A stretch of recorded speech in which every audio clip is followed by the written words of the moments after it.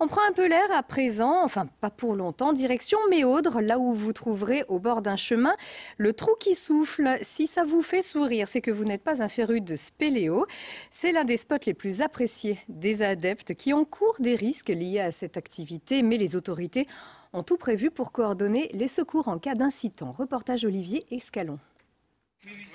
Lors d'une sortie au trou qui souffle près de Méaudre, un spéléologue fait une chute et se blesse. Ne le voyant pas rentrer, un membre de sa famille donne l'alerte vers 20 h.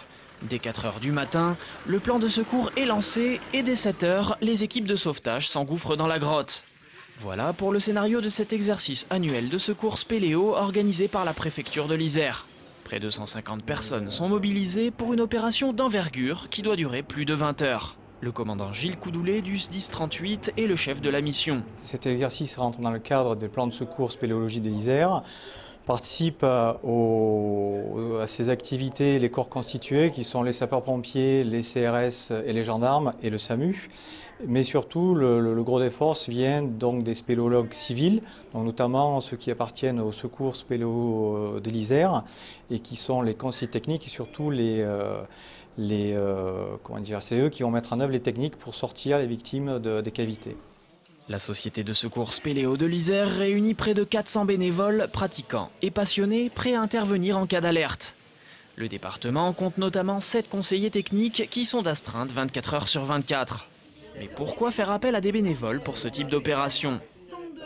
C'est une vieille histoire, c'est Fernand Pez, un grand monsieur de la spéléo qui faisait beaucoup de spéléo, notamment dans la dent de crawl, et qui a vu que ceux qui connaissaient mieux le milieu, c'était les spéléos. Donc en cas d'accident, ceux qui pouvaient intervenir pour aller chercher les copains blessés, c'était les spéléos. Donc ça s'est mis en place petit à petit. Aujourd'hui, on est bien structuré, enfin on est une association reconnue, et c'est pour ça qu'on est là aujourd'hui à travailler avec le CODIS, avec les autres corps constitués qui nous accompagnent sur les opérations de secours.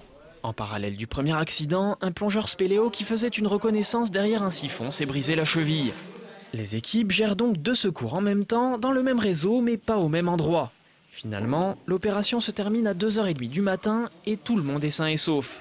L'exercice aura permis aux nombreux acteurs, corps constitués et bénévoles d'apprendre à travailler ensemble en vue des 2 à 3 sauvetages qu'ils doivent réaliser chaque année en Isère.